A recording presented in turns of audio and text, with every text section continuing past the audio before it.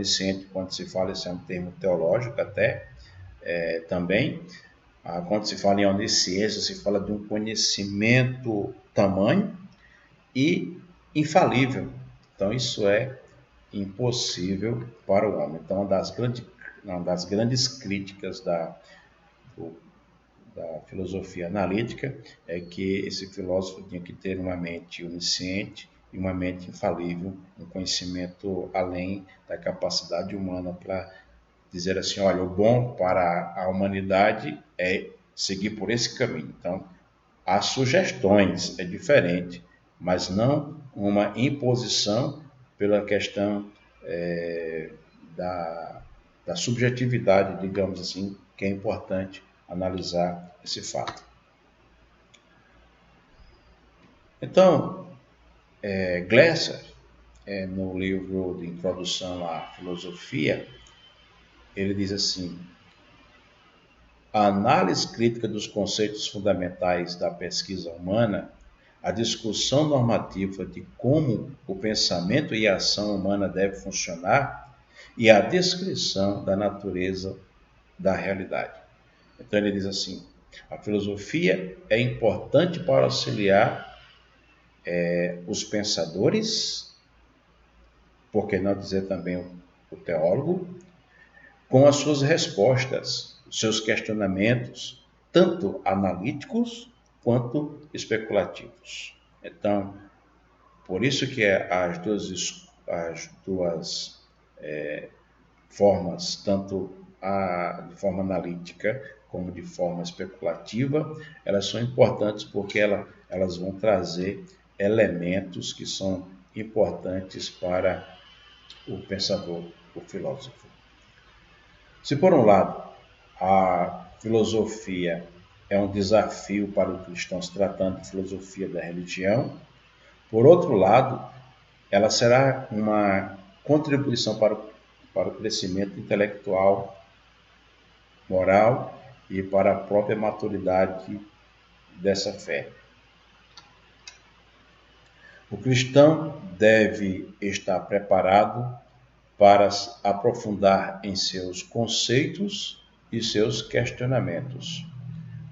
Quando se fala do cristão, não apenas aqui o cristão, Norman ele vai trazer uma perspectiva cristã, por isso ele fala dessa forma, mas se tratando de filosofia da religião, não se pode rotular, não se pode falar apenas do cristianismo quanto religião. Há uma diversidade de religiões que devem ser estudadas dentro do seu ponto de vista social, a sua importância, de forma até mais geral. Então, nós não estamos aqui apontando na matéria religiões as mais relevantes, digamos aqui, porque existem religiões que elas são consideradas nas sociedades como relevantes, mas dentro de uma perspectiva cristã, apenas para podermos ter uma ideia de como isso funciona, como é que essa carruagem ela anda. E pensando em um teólogo, John Stott, ele disse: crer também é pensar. Então, crer também é pensar. Isso vale para todas as religiões. Sempre vamos assim estarmos nos defrontando com perguntas difíceis. E como próprio a colocação, perguntas difíceis, elas são difíceis de responder. No entanto, temos que buscar apresentar as respostas. Ora, estamos analisando, ora, estamos especulando, o que nos leva a uma conclusão de que a filosofia ela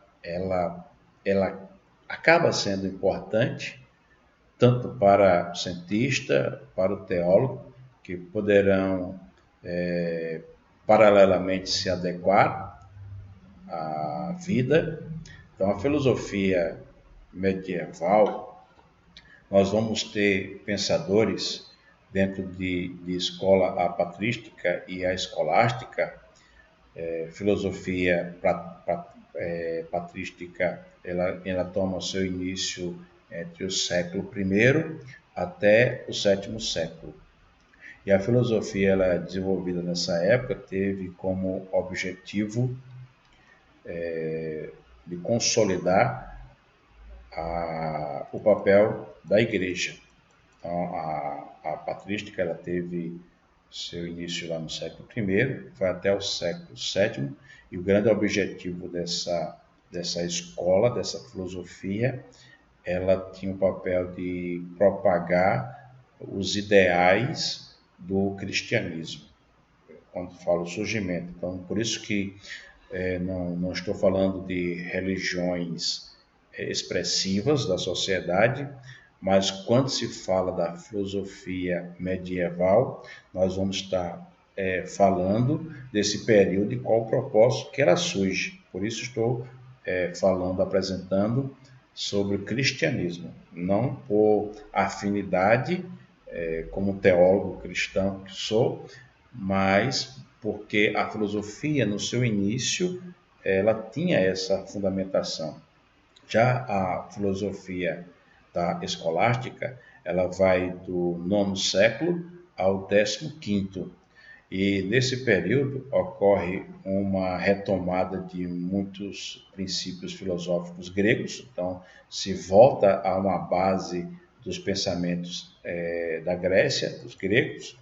A grande preocupação da igreja era aliar razão e a ciência aos ideais da igreja. Então, eles tentavam fazer essa adequação, e a filosofia escolástica tinha não somente voltar a princípios de um pensamento grego, mas de aliar a razão, a fé, a ciência.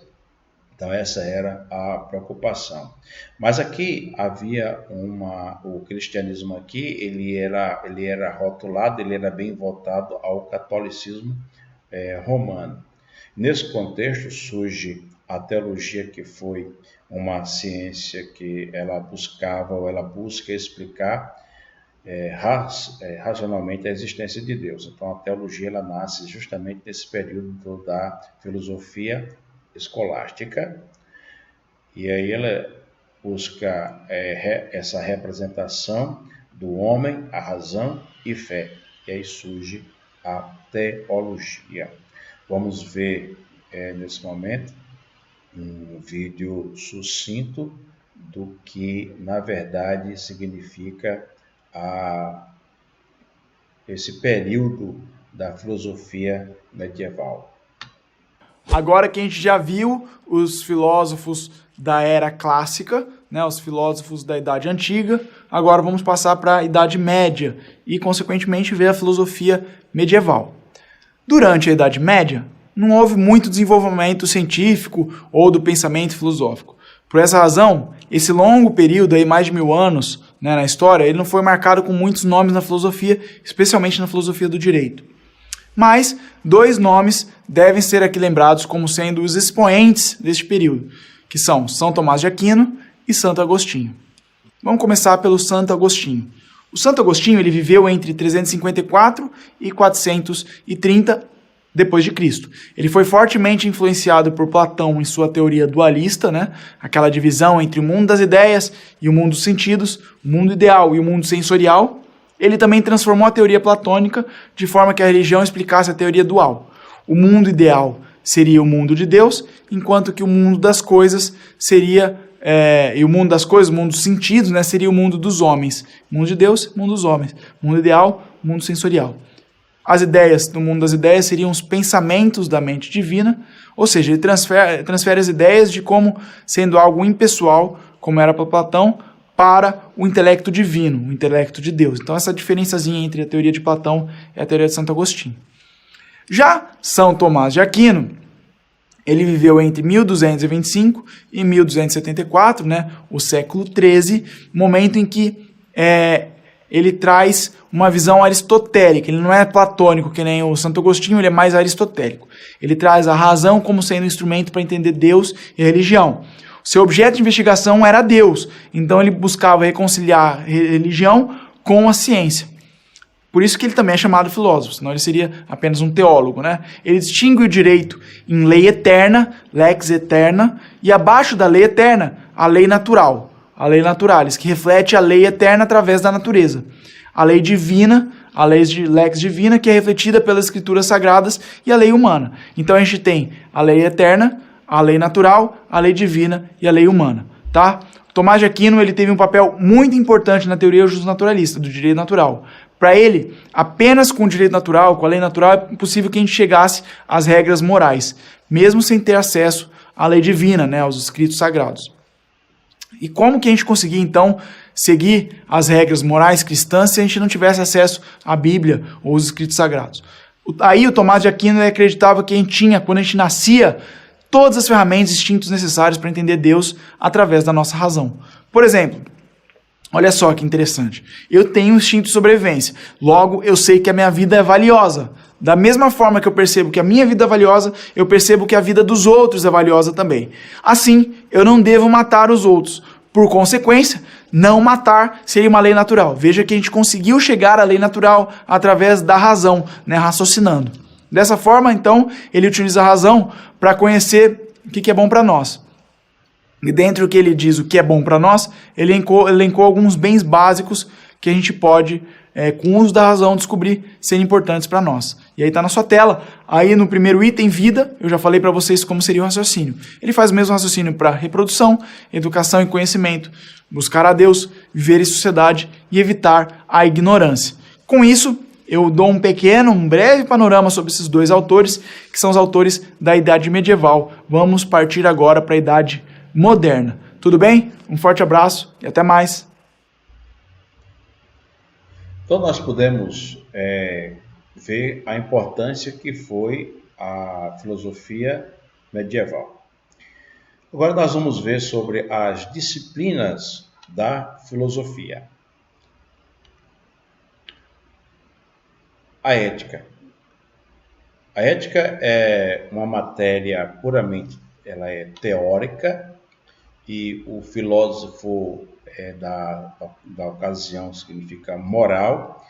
Ele estava preocupado com a natureza da vida virtuosa, no sentido da vida de forma integral, vendo os valores na validade das suas determinações, ou seja, das suas ações, como também uma preocupação no seu estilo de vida. Então a ética ela vai se preocupar justamente com isso. É uma atividade, ela vai ser analítica e ela está buscando, ou ela vai em busca dos significados, vendo os termos que aparecem nas declarações na ética. Que declarações são estas? Por exemplo, do tipo bom, uma conversa bom, né? Errado, não, isso é errado, não, está certo, ele é responsável, deve sim fazer isso, não deve fazer isso, deveria ser dessa forma, não deveria ser desta forma, quem mandou fazer assim? Então estas questões ela parte do ponto de vista da ética e dentro do conceito analítico, porque ela vai fazer perguntas. Então, a ética, dentro das disciplinas da filosofia, a ética, dentro do ponto de vista da filosofia analítica, ela tem um ponto científico, sim, é importante analisar tudo isso, e aí nós estamos vendo como é que ela funciona mais ou menos assim. Então, a ética ela está interessada em atribuir modos de ação que devem ser seguidos ou adotados pelas pessoas. Quando nós falamos de atribuir significa colocar, põe, guidar, exatamente, atributos. O atribuir significa colocar. Então, o filósofo moral, Ele coloca-se na posição de um homem comum. Esse homem comum aqui é anthropos, não é anthropos no sentido homem, mulher, muito mais além do que isso. Que essa pessoa, ela é apanhada em um dilema moral. Ela foi, ela foi, ela praticou algo e agora ela está num dilema moral. Então, o filósofo ele vai procurar princípios para orientar a ação apropriada a essa pessoa que foi pega no dilema. Essa é uma função da ética, do filósofo com pensamento dentro da ética. Ele não vai estar preocupado somente nos argumentos da ação, se ela é certa ou se ela foi errada. Então, a pessoa foi pega num dilema moral e o filósofo, dentro da ética, ele não vai se deter no argumento se é certo ou se é errado.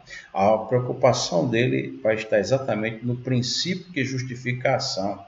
Isso é perigoso.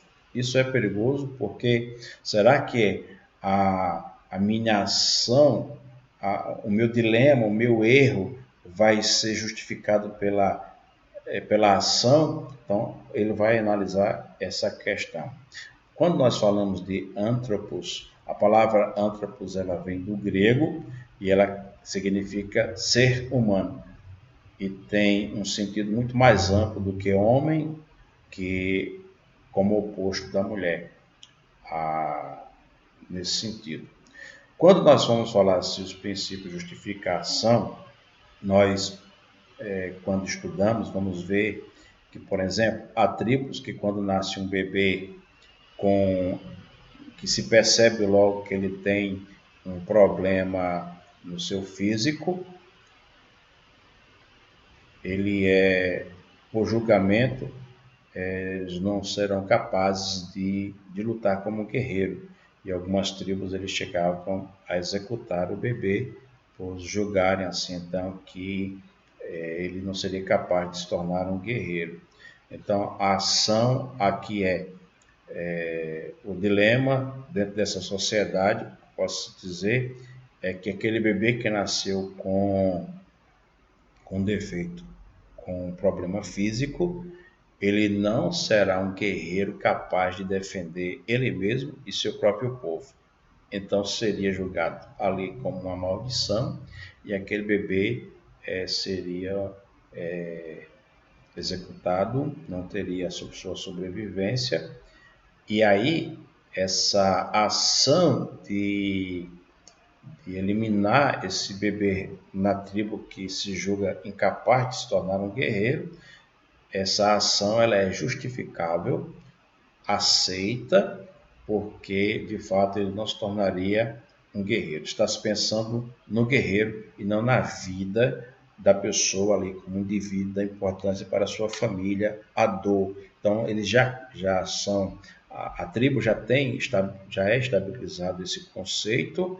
E dentro daquela realidade, isso pode acontecer dentro dos pensamentos da filosofia em si, que é possível, porque eles determinaram, chegaram a essa conclusão de que o melhor a se fazer é isso mesmo. Então, por isso que quando um indivíduo ele é pego num dilema moral, não vai procurar os princípios no sentido que o que é certo, o que é errado, mas o princípio que vai estar justificando a ação. Então, esse seria o pensamento. Logo, o filósofo trabalha na direção de apontar uma solução que seja universal ou que possa ser aplicada de modo geral em situações semelhantes. Então, ele vai ver exatamente essa questão. Então, essa questão da tribo que eu acabei de mencionar, ela não se aplica a outras culturas.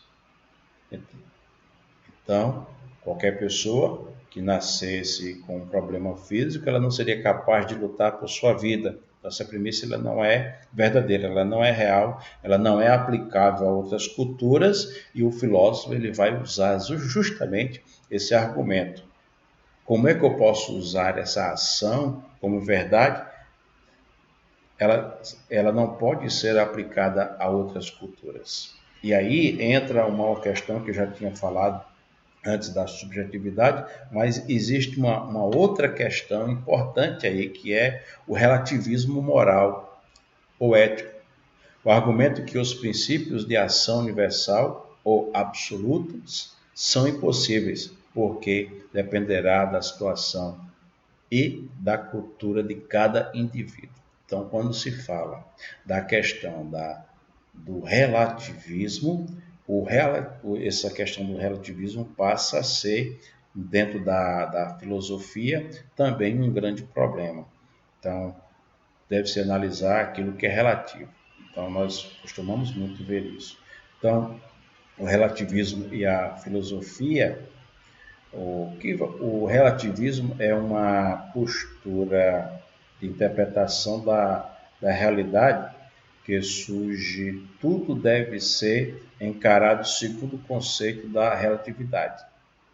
Ou seja, dentro da percepção de determinado fenômeno, está condicionado à realidade do intelector, ou seja, daquele que está vendo a situação. E não pode, portanto, ser tomada como uma conclusão válida no plano geral, e sim apenas no plano particular. Então, cada ação deve ser analisada, se essa ação analisada ela pode ser aplicada com princípios mais gerais a nível de sociedade e de mundo. E aí o grande problema é a relatividade, o relativismo. Porque dentro do relativismo, aquilo que é certo para mim pode não ser certo para você, e aí então como julgar essa questão? Então a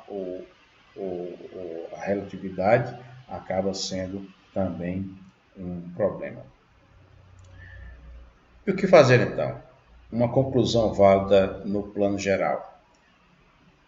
Se as ações às vezes são vistas como um plano particular.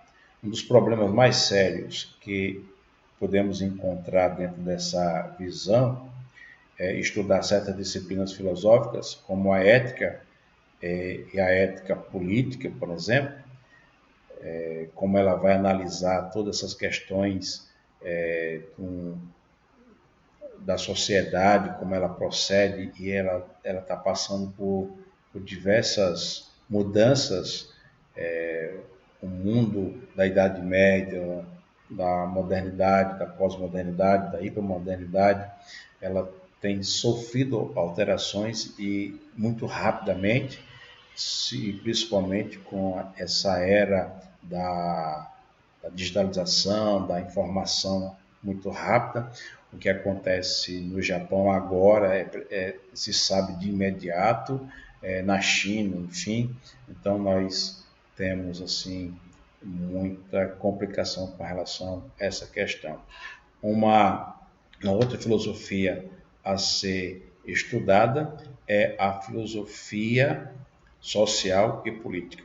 Então nós estamos vendo disciplinas da filosofia. Agora a segunda é a filosofia social e política.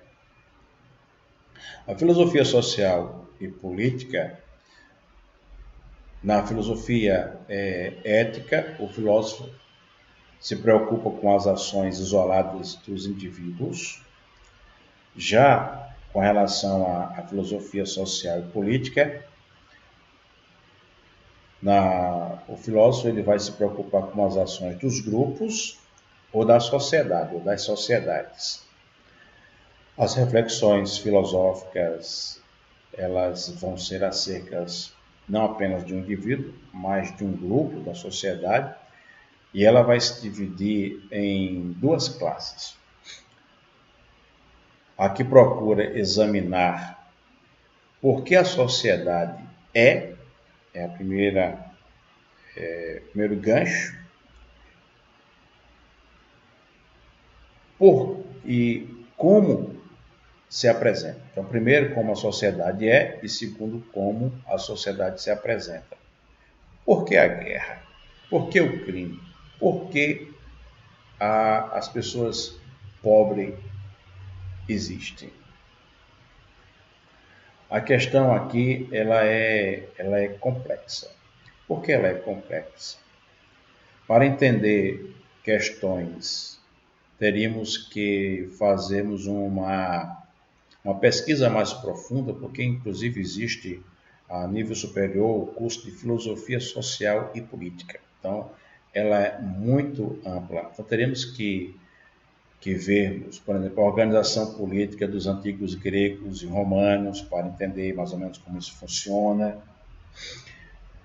Pensamento político grego de Platão, a República, por exemplo, a ética em Aristóteles, aristotélica, como é chamada, pensamento político romano, Cícero, da República, pensamento medieval e renascentista Dante, pensamento político moderno de John Locke, pensamento político contemporâneo de Marx e Engels.